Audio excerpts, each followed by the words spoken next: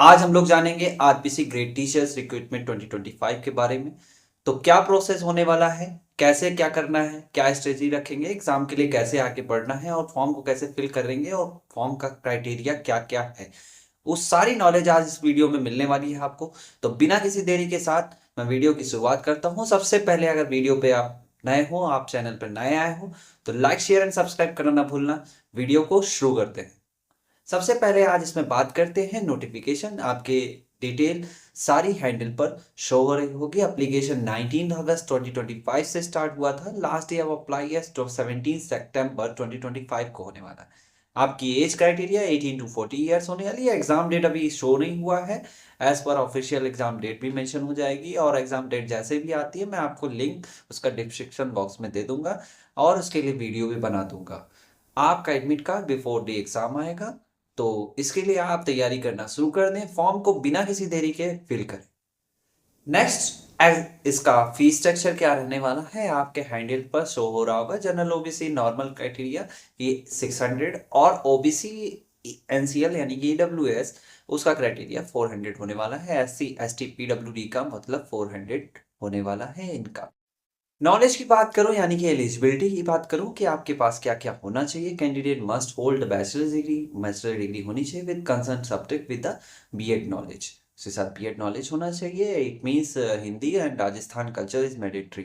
मतलब ये चीज़ मैंडेटरी उन्होंने कर रखा है कि मैंडेटरी है। तो आपको इस बारे में ज़्यादा पढ़ना भी पड़ेगा और इन चीज़ों पे ध्यान भी देना पड़ेगा। इसके लिए मैं आगे आपको बताता हूँ किस तरह से क्या करना है। अब सबसे इम्पोर्टेंट बात करते हैं सैलरी कितनी होगी।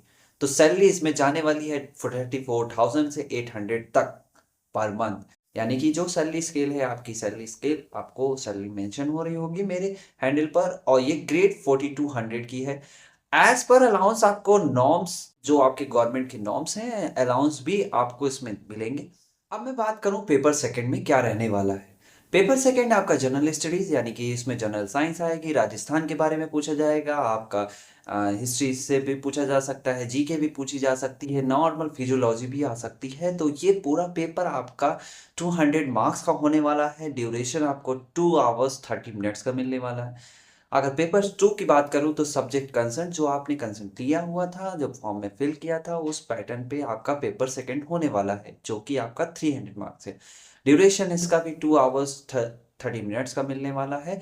अगर मैं टोटल मार्क्स की बात करूं तो 500 यानी कि paper first and paper second का एडिशन 500 मार्क्स होने वाला है। सिलेक्शन प्रोसेस की बात करूं तो सबसे पहले आपका रिटर्न प्रोसेस होता है, फिर उसके बाद डॉक्यूमेंट वेरिफिकेशन, नॉर्मल एक मेडिकल टेस्ट से गुजरना पड़ता है, उसके बाद आपका क्राइटेरिया फिक्स होता है, लिस्ट निकलती है, उसके बाद से आपका सिलेक्शन प्रोसेस होता है। अब बात करते हैं एग्जाम की रणनीति कैसे बनाएं, हम एग्जाम को कैसे क्रैक कर सकते हैं। तो ये मैंने कुछ स्टेप सोच रखे हैं, आप स्टेप 1 में जा सकते हैं।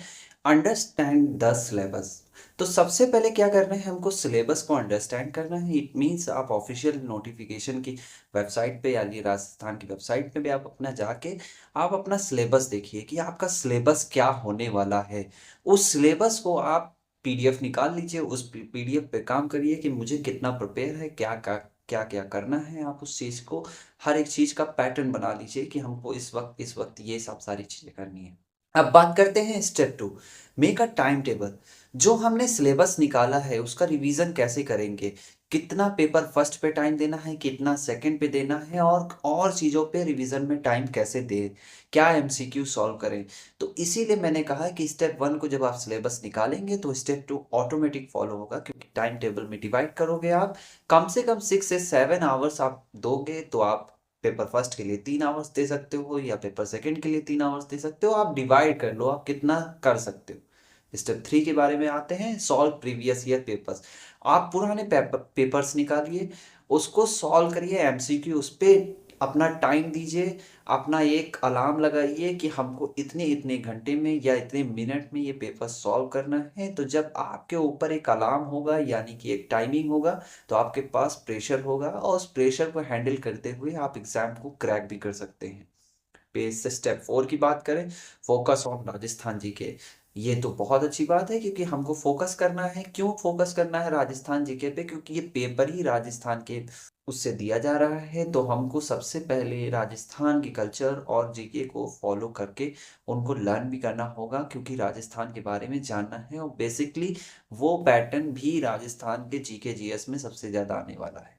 अटेम्प्ट मॉक टेस्ट, जब आप टाइम टेबल बना लोगे, सिलेबस का रिवीजन हो जाएगा, प्रीवियस पेपर लगा लोगे, आप राजस्थान के कल्चर्स और जीके को पढ़ लोगे, तो आप फिर देना शुरू करिए कि वीकली आप मॉक टेस्ट देना शुरू करिए।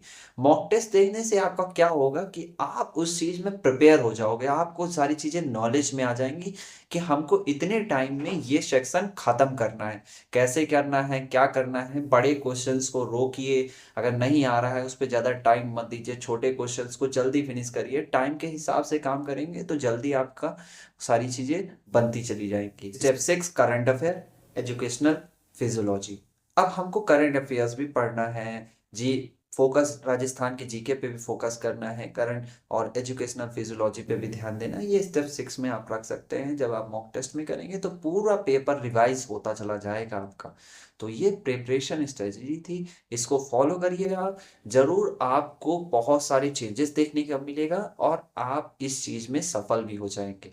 नेक्स्ट बात करूं कि कंक्लूजन, अब हमको क्या करना है इसके बारे में मैं समझता हूं कि मैंने क्या समझा है। So friend, this was the complete information about RPSC grade second TGT recruitment 2025 जो आई हुई थी। मैं जितना आपको इन्फॉर्मेशन दे सकता था, अगर आपको वीडियो नॉलेजफुल लगी हो तो please like share and subscribe करना ना भूलो, क्योंकि मैं आपके ही लिए मेहनत कर रहा हूँ और आपके लिए कंटेंट लेकर आ रहा हूँ। अगर आप और भी चाहोगे तो मैं इसमें और भी इन्वॉल्वमेंट और इसको डीप वीडियो बनाकर और भी पैटर्न, सिलेबस और आपको दिखा दूंगा बाय सब्जेक्ट वाइज। अगर आपको सब्जेक्ट वाइज चाहिए तो आप कमेंट बॉक्स में आप मुझे मेंशन करें कि हमको इस सब्जेक्ट का सिलेबस जानना है और इस पे पैटर्न वीडियो बना दीजिए, तो मैं ज़रूर उस पैटर्न वीडियो पे काम करके आपको नया पैटर्न वीडियो बनाकर दे दूंगा। Next is final motivation. एक ज़रूरी होता है कि मोटिवेशन वर्क करें, और मोटिवेशन अगर मिलता है तो हमारा ही फोकस जनरेट होता है। You prepare and dedication and follow the right strategy, मतलब आप प्रिपेयर हो और आपका डेडिकेशन उस चीज़ को फॉलो कर रहा है, यानी कि आप करेक्ट दिशा में चल रहे हो। You can easily crack this exam, मतलब आप आसानी से उस एग्जाम को क्रैक कर सकते हो। ये आपको चूज करना है कि आप किस पाथ पे काम कर रहे हो। सही डायरेक्शन पे काम करोगे तो एग्जाम क्रैक हो जाएगा, हर चीज का पैटर्न बना के चलोगे तो एग्जाम क्रैक हो जाएगा। तो आपको निश्चित करना है कि आपको करना क्या है।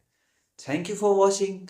और एक बार फिर मैं कहना चाहूँगा, अगर वीडियो पसंद आई हो तो please like share and subscribe करना भूलना, क्योंकि मैं आपके लिए काम कर रहा हूँ। मिलते हैं नेक्स्ट वीडियो में, तब तक के लिए धन्यवाद।